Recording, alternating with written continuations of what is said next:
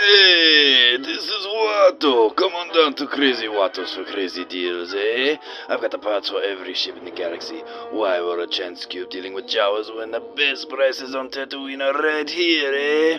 I've got the pod racers, I've got the X-Wings, I've got the shiny bikes that go really slow for a very unsatisfying chase scene.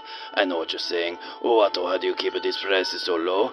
Well, don't tell the Empire, but if you do, what are they gonna do about it, eh? So come on down and I make you the best deal in the Outer Rim, eh? All sales final, no refunds, no trades, and no Republic credits. So come on down to Crazy Watto's, where the deals are hotter than the sands of Tatooine.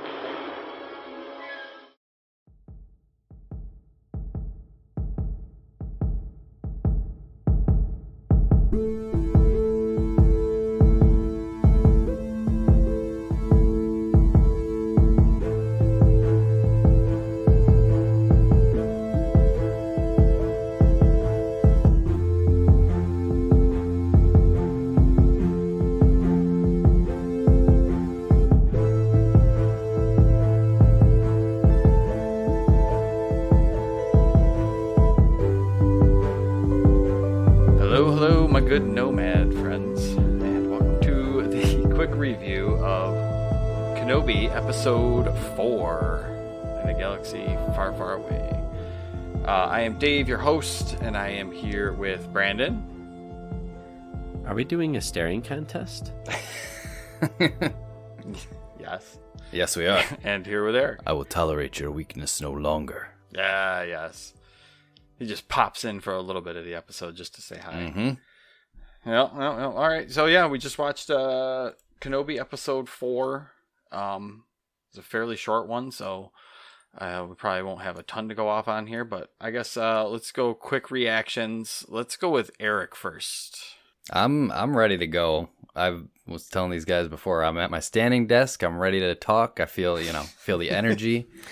But this episode got my energy down a little bit on the show, I feel like. So I'm gonna go solid 7 for this one. Probably probably the lowest point so far for me. And it's breaking into the Inquisitors base. I know, this should be awesome. This should be like what you know, Obi-Wan sneaking around, trying to avoid, but like they managed to make it just boring. I don't know. It was just a rather boring episode. Yeah. All right. How about you, Brandon? Yeah, man, I'm gonna come in real hard on this one. Oh boy. Yeah, if 5 is like neither good nor bad, I would say this is slightly on the good side.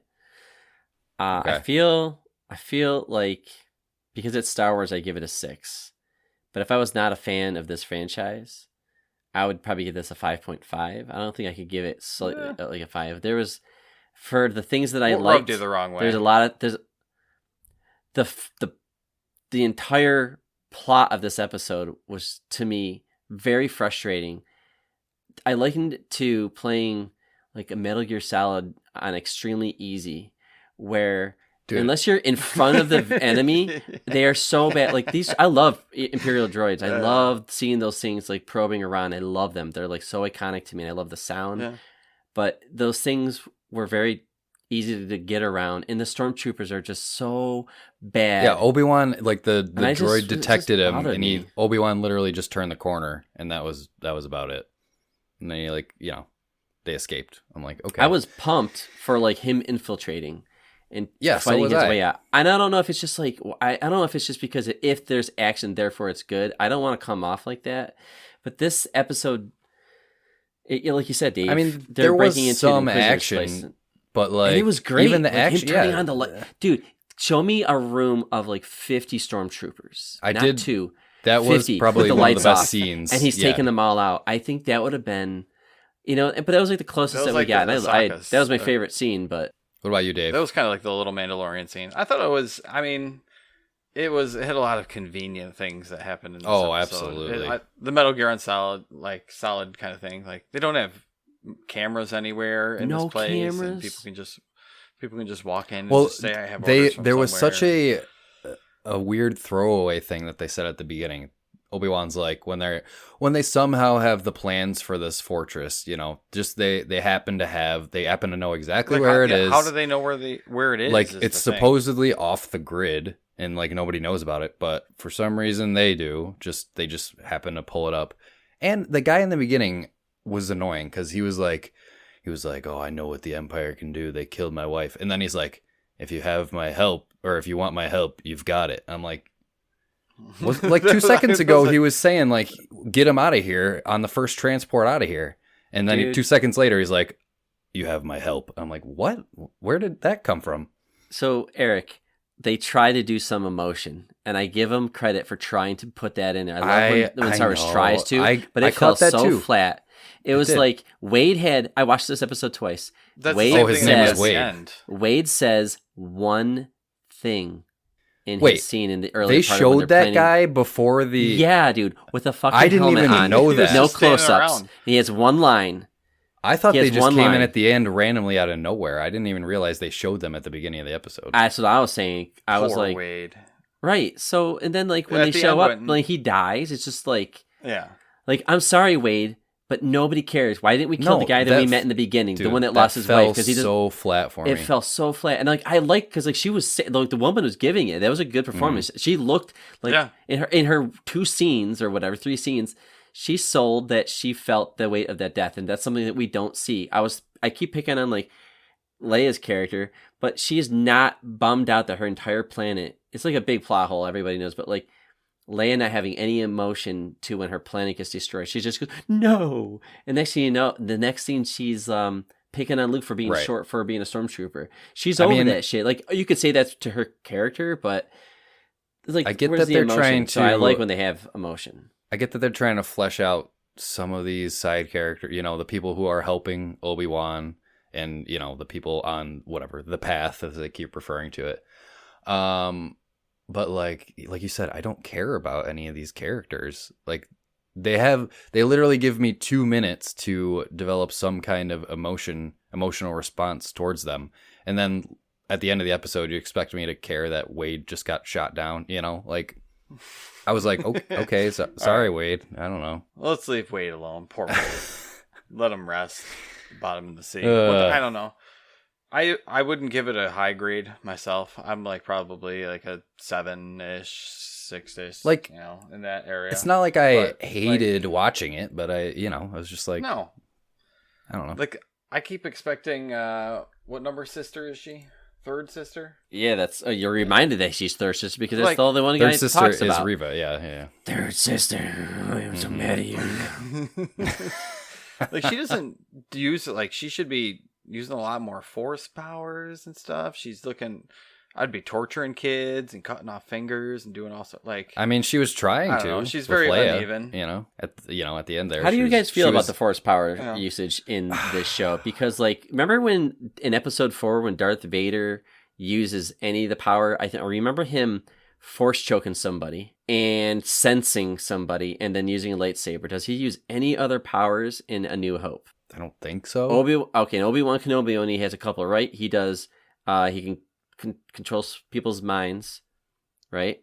Yeah. And you can use a lightsaber. Jedi mind trick. Yep. And he can force use a push. lightsaber. And I think, did he do a push or pull or anything like that? Push or pull. Did he do that? In A New Hope? I don't know. All right. But he might have in like the Clone Wars and shit, right? But anyways, what I'm saying is like, if Obi-Wan's struggling to like, turn himself off from the Force, now he's like able to hold like micro shards of glass together. Well, but then at the beginning of the episode, pushing down on this thing. When he was on the transport, he could barely move a little thing on the table. Yeah, so I'm just trying to understand. I'm not angry or annoyed or anything like that.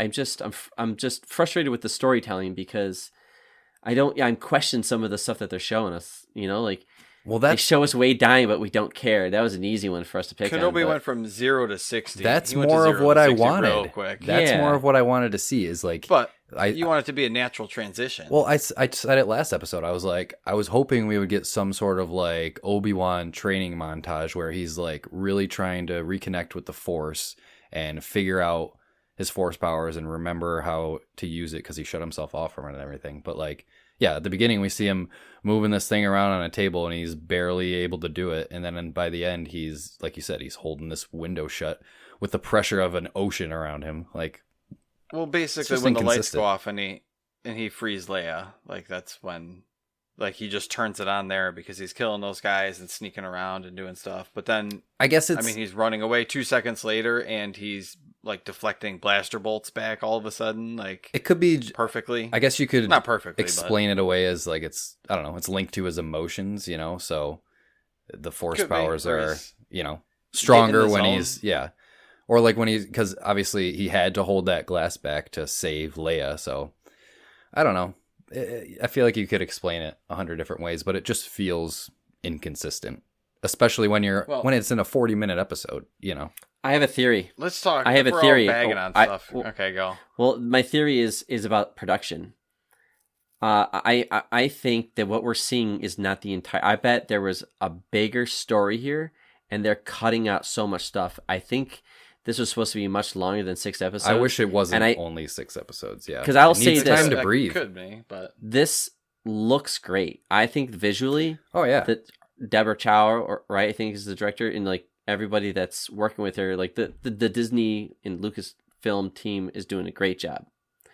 I like think the fortress, the CG, feels the like sets, Star Wars. There's some everything. cool shot. Yeah, and I like Costumes, yeah, yeah. her absolutely. walking through and just showing like just officers just standing. I like that because they showed a little bit of that in the new the First Order in Force Awakens, where you just see them kind of just being on base, just walking around. I like that stuff, you know, because otherwise in the old trilogy they're always in order because the Emperor was around or something like that. But I don't know. I like that stuff. It just looks cool. The underwater base looks super looks cool. really You see yeah, the Obi, windows and see, like, going in, holding his breath, Mhm. and that was a little like, dude, that's in the middle of an ocean. Like, you're not swimming that easily. You're gonna get fucking tossed around. Or, And who knows what Oh, kind yeah. of creatures are down there? You know, space fish. Yeah, but I wanted to talk about the awesome part of this episode. Yeah, let's talk about some Which good is stuff. the Jedi tomb. Yeah, the that Jedi Obi tomb stumbles was across. so pretty what was badass. that? Yeah, what was that about?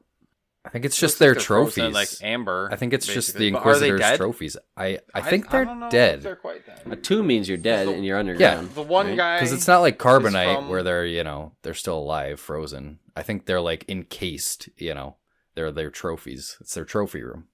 Yeah, but yeah. I don't know if they're actually dead or not is my question, because I think, I one think- of those guys is the one that Obi mentions in the previous episode. I think he was in Clone Wars or one of those. Well, I was ones. looking for someone that I recognized, and yeah, Quinlan, I don't think he was I don't down there because recognize it anybody. didn't look like him, or I don't know. It didn't look like anybody that I recognized, but I was looking for someone that I would IGN calls recognize. them.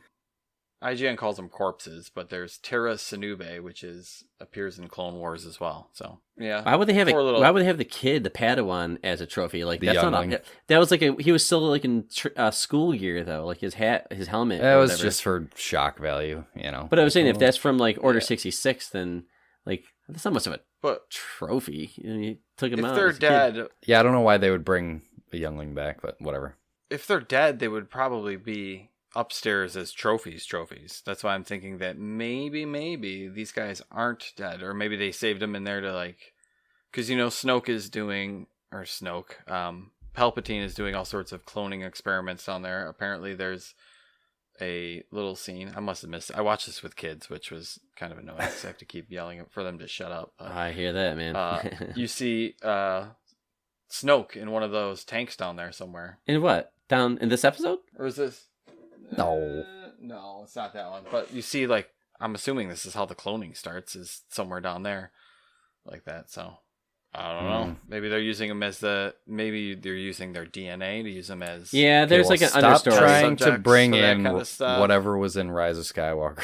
Well, they back have to, Eric. this. It's canon. Make You have it. to. I'd rather they Just make it instead of the Emperor returns retcon somehow. all that. Like, no, you can't. No, dude, I get it. Some people like that movie, and I'm not.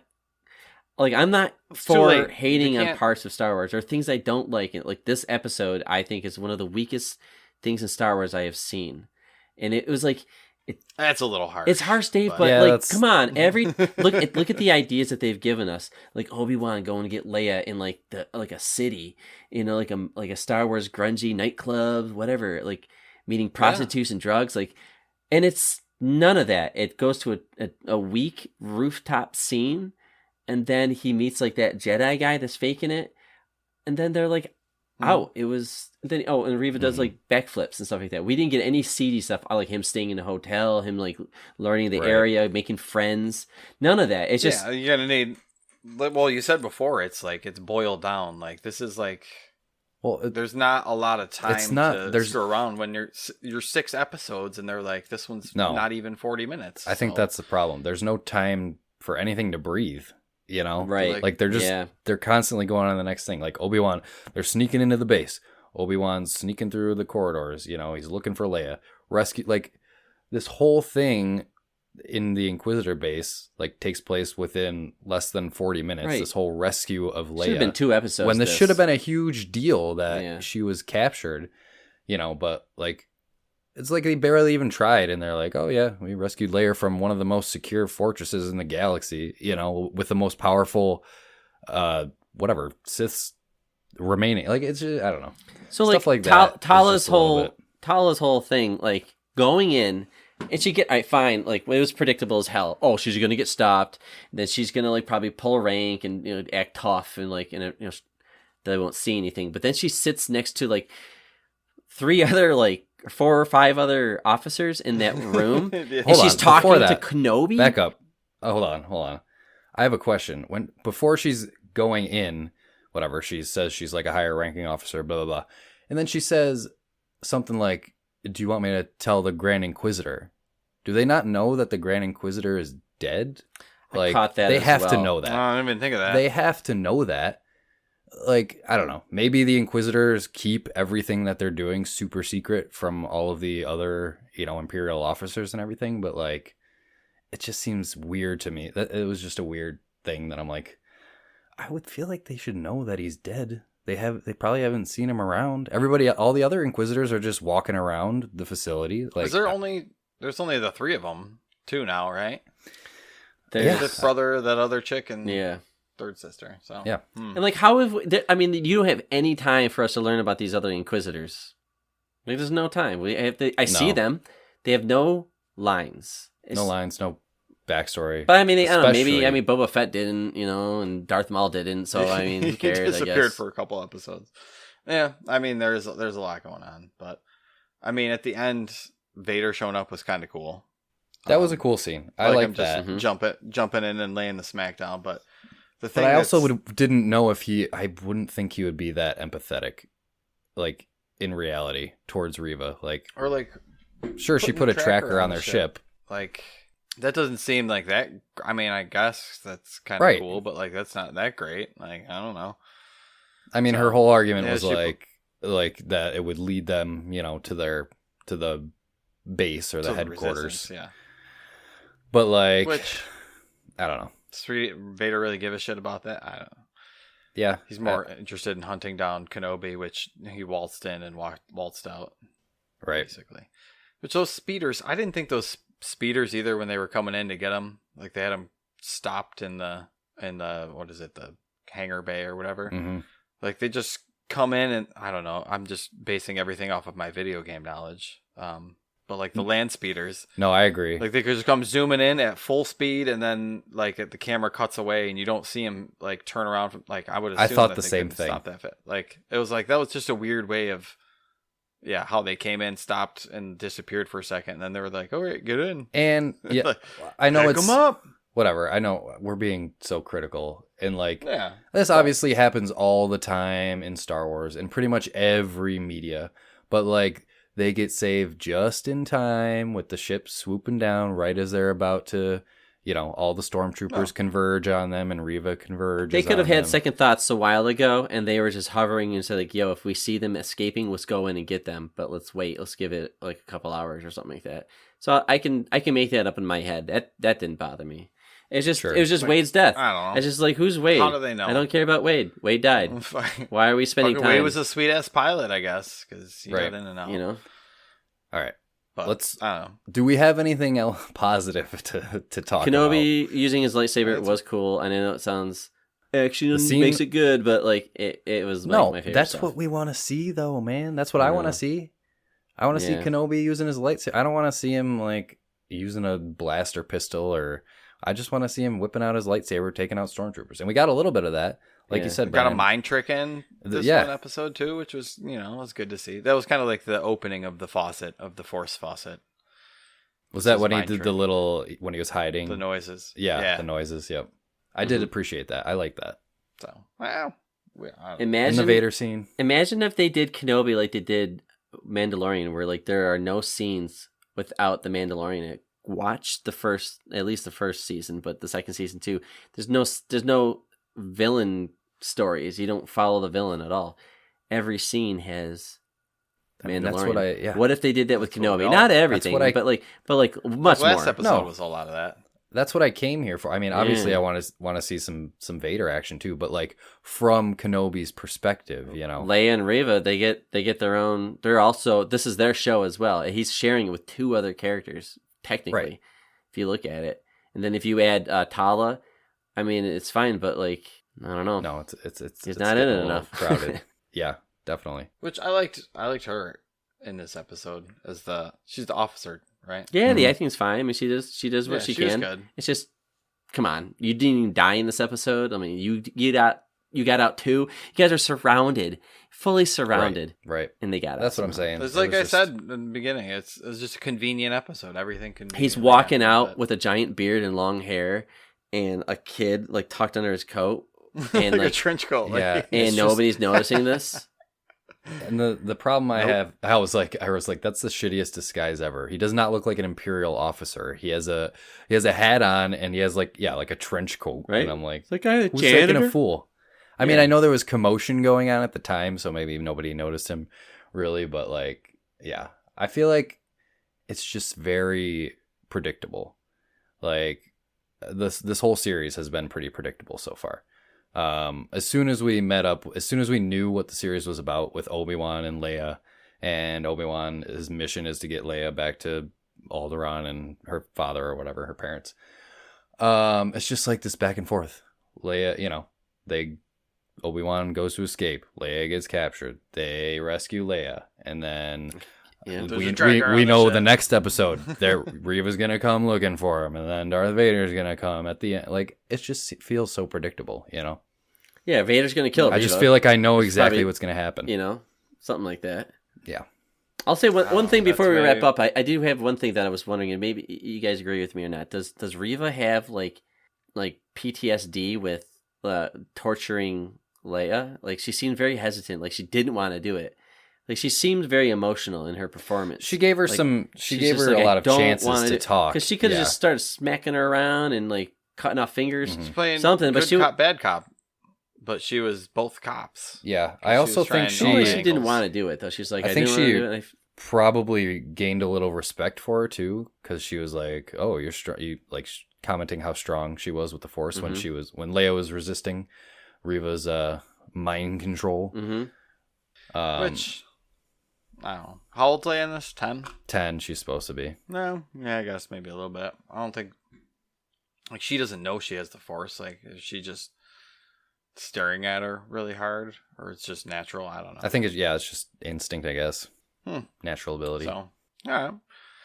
Well, that was a lot of Kenobi. Hopefully, we get some unexpected stuff going forward. Maybe something a little different. I think maybe that's why the Mandalorian kind of is so exciting, is because every episode's kind of a new unknown adventure. So, right. I guess we'll see how this goes. So, you guys got any closing thoughts? No. I mean, I hope I'm wrong, but it just feels so predictable. I feel like I know exactly how it's gonna wrap up. Well, and I mean, I at least hope it is always good to see more Star Wars, of course. Yeah. But I did have such high expectations. I know, like, as long as Obi-Wan and Vader have a bombastic clash in the finale, I'll be happy. Well, you got your montage this week, so Force Power Faucet is back on. Yep. How about you, Brandon? Yeah, this is not a tentpole episode. This is the weakest thing I've seen that from Disney Plus as far as Star Wars storytelling goes. It had a couple cool moments. I do like the characters. I just think what they're actually doing with the actual storytelling, scene by scene, I'm not getting anything out of it. I I mean, it's Star Wars, so I do enjoy it. Like, I can still just soak it in. I'm just being critical right now because you're talking to somebody who's lived with Star Wars in their life for so long that I just have a standard, and I like the new stuff from Disney. Like, I'm for a lot of it, but I don't know.